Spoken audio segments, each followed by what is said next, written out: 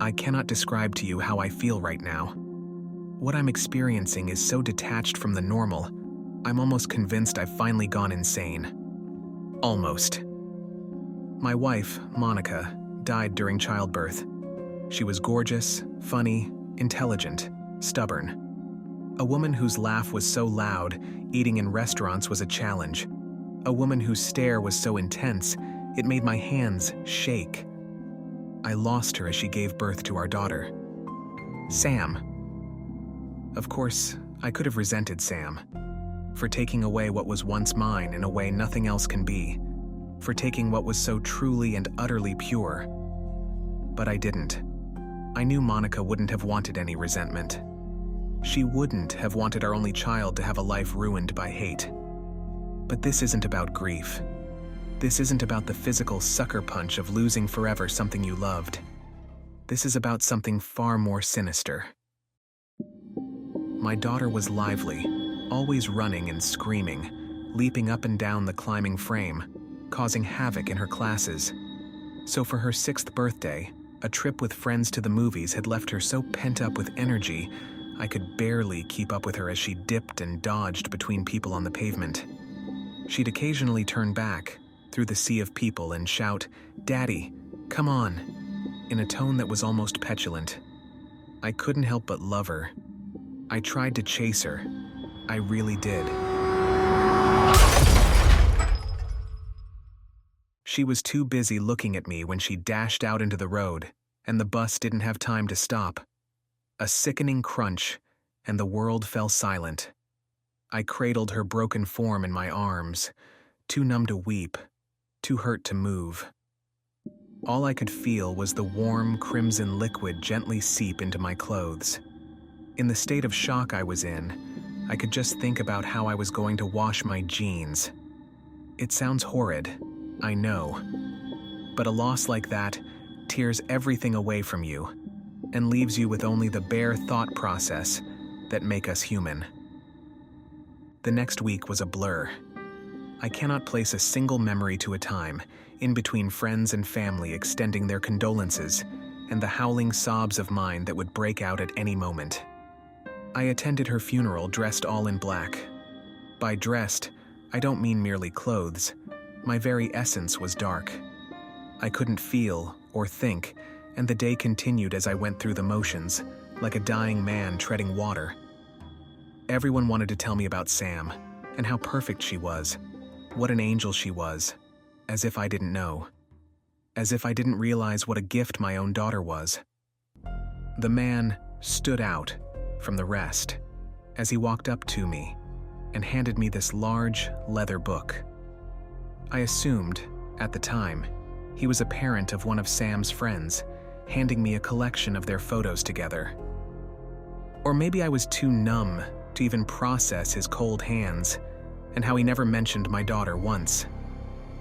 For a month, I was lost. I drank and stayed in our now empty apartment alone, watching old box sets, too numb now to even cry. It was only when my sister arrived, when she held my hand and talked to me, that I began to come out of my shell. She'd sit and listen to the most inane things I said, and gently coaxed me out of my depression.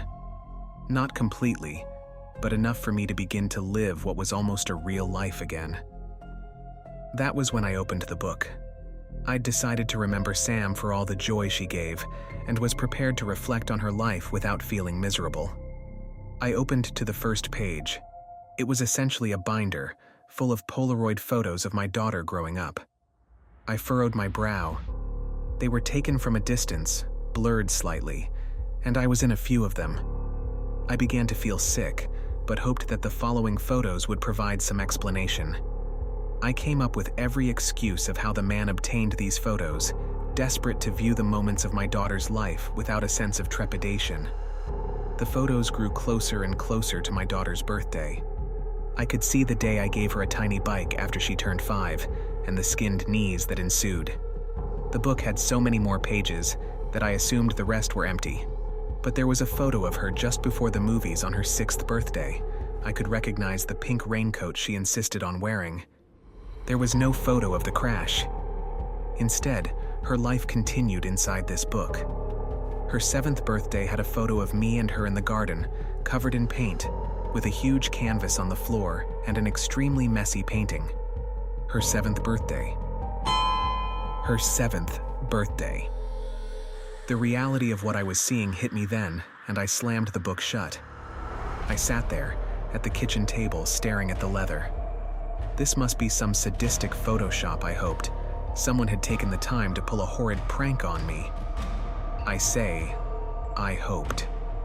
Because essentially, I couldn't believe the other explanation, if there even was one. Gritting my teeth, I decided I had nothing to lose, and kept reading. I can't explain the emotions I felt whilst I read accurately, listening to the sound of the page turning. I can try, but nothing could prepare you for something like this. Her life continued, showing her losing her baby teeth, her first day of senior school. My turning of the pages became more frenzied, and I began to notice something. The photographer was getting closer to her. As she grew older, not in every photo, but a general trend, the photographer was getting closer and closer. More daring, perhaps. She was beautiful, stunning. As a teenager, she looked just like her mother, all curls and smiles. I grew older too, but the photos began to include me less and less. Her 16th birthday was strange. A group of her friends sitting outside, drinking from little plastic cups at a picnic. But there was someone in the background, near the bushes of the park where this was taken. A dark figure stood. You wouldn't have noticed him, if not for the small shadow he cast on the grass. I leant back for a moment and exhaled. This was too weird. I'd been so caught up in watching my little girl grow up, I hadn't thought about how this would end. Moments like this are so utterly surreal that sometimes you remove yourself from them. I almost felt like I was watching myself read these, like this was a dream or a program on the television. I continued. The dark figure became more and more present in each photograph. I could almost make out features. His presence was towering, and as I turned the page, I expected to see him disappear. But instead, as the photographs grew closer to her 18th, each birthday was marked by a caption underneath the Polaroid saying, "Another year." She was no longer somewhere I recognized. Instead, the photos were of her in a dimly lit house, her face contorted by fear, striking all sorts of weird poses. Sometimes she would be dressed like an ancient queen, or she would be dressed like a maid scrubbing the floors. The figure was there even closer now. His legs, or his arm, would appear in each and every one. No matter how she was dressed, in every photo, her face had this desperately pained expression. It killed me. There were bruises on her face. She looked thin, ill even. I couldn't do it. This was sick. Properly sick. My girl. I soldiered on. The last photo I looked at, before I slammed the book shut and swore to never ever look at it again, was of her 18th. The caption underneath read, "At last," in sloppy writing. She was looking straight at the camera, crying.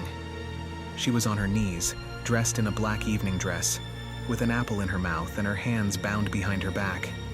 Her makeup was ruined by her tears. It was as if she was pleading me, begging me to help. But I couldn't. I closed the book and left the room, my whole body convulsing with sobs.